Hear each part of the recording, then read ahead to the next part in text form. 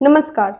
History speaks इतिहास बोलता है कार्यक्रम में आप सभी का स्वागत है। मैं हूं वनीसा राणा। तो चलिए जानते हैं आज यानी 21 मार्च की महत्वपूर्ण और रोचक घटनाओं के बारे में।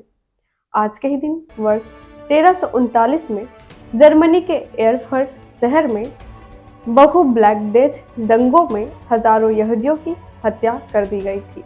वर्ष 1413 में हेनरी पंचम इंग्लैंड के राजा बने थे। वर्ष 1768 में महान फ्रांसीसी गणितज्ञ जोसेफ फॉरिये का जन्म हुआ था। वर्ष 1791 में ब्रिटिश सेना ने टीपू सुल्तान को हराकर तत्कालीन बैंगलोर पर कब्जा किया था। वर्ष 1804 में नेपोलियन संहिता को फ्रांसीसी नागरिक कानून के रूप में अपनाया गया था।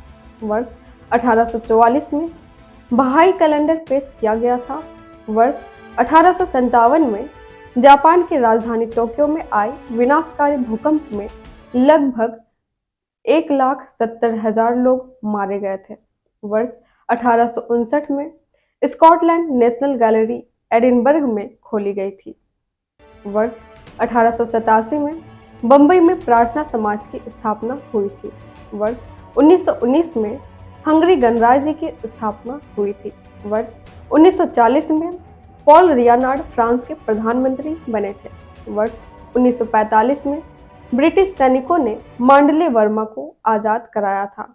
वर्ष 1945 में बुल्गारिया और सोवियत संघ ने ड्रावा नदी के उत्तरी तट की रक्षा सफलतापूर्वक पूरी कर ली थी और ट्रांसडानुबियन पहाड़ियों की लड़ाई समाप्त हुई थी। वर्ष 1975 में इथियोपिया में 3000 वर्षों के बाद राजशाही समाप्त हुई थी। 1990 में नामीबिया ने दक्षिण अफ्रीका से स्वतंत्रता प्राप्त की थी। वर्ष 2000 में गिरिजा प्रसाद कोइराला को नेपाल का नया प्रधानमंत्री नियुक्त किया गया था। वर्ष 2006 में सोशल मीडिया साइट ट्विटर की स्थापना हुई थी। वर्ष 2012 में संयुक्त राष्ट्र महासभा ने 21 मार्च को अंतर्राष्ट्रीय वन दिवस घोषित किया था। वर्ष 2013 में ऑस्ट्रेलिया के प्रधानमंत्री जूलिया लिगार्ड ने उन लोगों से औपचारिक रूप से माफी मांगी थी जो वर्ष 1950 से 1970 के दशक में जबरन गोद लिए जाने से प्रभावित हुए थे। इसी के साथ चलिए जानते हैं आज के दिन जन्मे उन प्रसिद्ध व्यक्तियों को। आज के ही दिन यानी 21 मार्च को वर्ष 1923 में प्रसिद्ध भारतीय संगीतकार निज़ार कब्बानी का जन्म हुआ था। वर्ष 1932 में अमेरिकी जैव रसायनज्ञ, आणविक जीव विज्ञानी और नोबेल पुरस्कार विजेता वाटलर गिलबर्ट का जन्म हुआ था। वर्ष 1906 में थाई रेशम उद्योग को बचाने वाले अमेरिकी व्यवसायी जिम थॉमसन का जन्म हुआ था।